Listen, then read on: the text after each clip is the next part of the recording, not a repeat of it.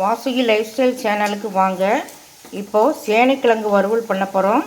அதுக்கு இந்த மாதிரி சேனைக்கிழங்கை நீளமாக வெட்டி வச்சுருக்கேன். இந்த மாதிரி கட் பண்ணி வச்சுருக்கேன். இது முதல்ல புளியை கரைச்சி ஊற்றி உப்பு போட்டு மஞ்சள் பொடி போட்டு கொஞ்சம் வேக வச்சுக்கணும். அல்லது இது நாக்கில் காரம்னு சொல்கிறாங்க. அதனால் அந்த புளியை போட்டு வேக வைக்கிறதுனால அந்த காரெல்லாம் எடுத்துடுது.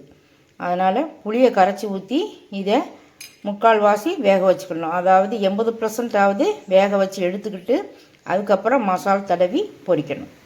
அது எப்படி பண்ணலாங்கிறத பார்க்கலாம். இப்போ இதை 2 தடவை நல்லா க்ளீன் பண்ணி எடுத்துருக்கேன். இதை தண்ணியில் சேர்த்துக்கலாம். இப்போது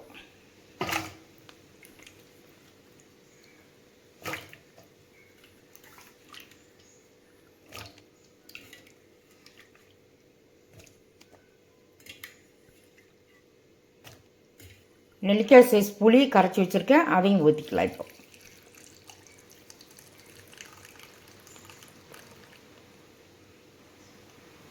மஞ்சள் பொடி 1/4 டீஸ்பூன் சேர்த்துக்கலாம். 1/2 டீஸ்பூன் உப்பு சேர்த்துக்கலாம். இதை இப்போது 80% வேக வச்சுட்டு அதுக்கப்புறம் பார்க்கலாம். இப்போது சேனைக்கிழங்கு வேகிறதுக்குள்ளே ஒரு மிக்சிங் பவுலில் தேவையான இன்க்ரீடியன்ட்ஸ் எல்லாம் எடுத்துக்கலாம். இதில் கார்ன்ஃப்ளவர் 1/2 டேபிள் ஸ்பூன் போட்டிருக்கேன். 1 டேபிள் ஸ்பூன் மைதா மாவு, 1/4 டீஸ்பூன் மிளகு பொடி,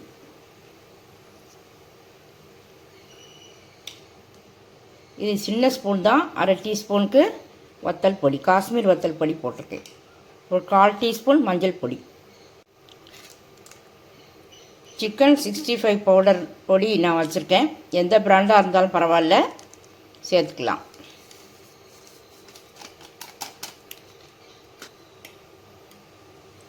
அரை டீஸ்பூன் உப்பு சேர்த்துருக்கேன். விரைவி பார்த்துக்கிட்டு டேஸ்ட் பார்த்துக்கிட்டு அதுக்கப்புறம் தேவைன்னா போட்டுக்கலாம். காயில் ஏற்கனவே உப்பு போட்டுருக்கு, பார்த்து சேர்த்துக்கலாம். இஞ்சி பூண்டு பேஸ்ட் 1 டீஸ்பூன் சேர்த்துக்கலாம். இதை நல்லா மிக்ஸ் பண்ணி வச்சுக்கலாம். இப்போ எல்லா இன்க்ரீடியன்ட்ஸையும் நல்லா மிக்ஸ் பண்ணி வச்சுருக்கேன். இதில் வேக வச்ச கிழங்கை நம்ம இதை சேர்த்துக்கலாம். இந்த கிழங்கு தண்ணியிலேருந்து இருத்த உடனே நம்ம சூடோடு இருக்கும்போதே இந்த மசால் பொருட்களை சேர்க்கக்கூடாது. அதில் நார்மல் வாட்டரை ஊற்றி லேசாக அப்படியே கலந்து விட்டுட்டு அதுக்கப்புறம் தான் சேர்க்கணும் பவுலில். சூடோட கிழங்கு இதில் சேர்த்தனா அந்த மசாலெல்லாம் முதல்ல வெந்துடும். அதனால் சூடோடு சேர்க்கக்கூடாது. இதை நார்மல் வாட்டர் வச்சு லேசாக தண்ணியை ஊற்றி விட்டுட்டு அதுக்கப்புறம் தான் இந்த நல்லா குளிர்ந்த பிறகு தான் இதில் சேர்த்து விரவி வைக்கணும். இப்போது மிக்ஸ் பண்ணிவிட்டு பார்க்கலாம். இன்க்ரீடியன்ட்ஸ் எல்லாம் மிக்ஸ் பண்ணி வச்சுருக்கேன் கிழங்குல. இதில் ஒரு டீஸ்பூன் லெமன் சாறு ஊற்றினேன். அதை வீடியோவில் காமிக்கலை, அதனால் நீங்களும் சேர்த்துக்கலாம். இதை ஒரு 1/2 மணி நேரம் நல்லா ஊற வச்சுருவோம். அதுக்கப்புறம் பொரிக்கலாம். இப்போ இதை ஒன்றுனா சேர்த்துக்கலாம்.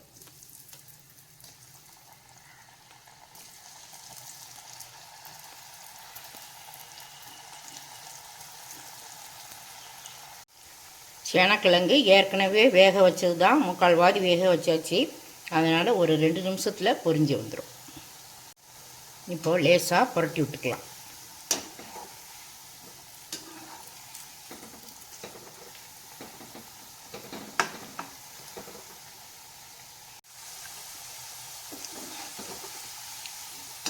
இப்போ கிழங்கு நல்லா வெந்துருச்சு. இப்போது எடுத்துக்கலாம்.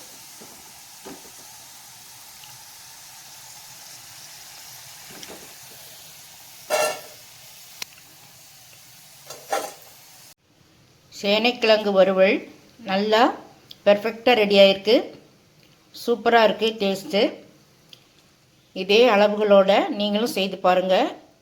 இதுக்கு வெரைட்டி ரைஸ் ரொம்ப நல்லாயிருக்கும். வெரைட்டி ரைஸுக்கு தயிர் சாதம், சாம்பார் சாதம், எல்லா சாதத்துக்குமே வறுவல் ரொம்ப நல்லா தான் இருக்கும்.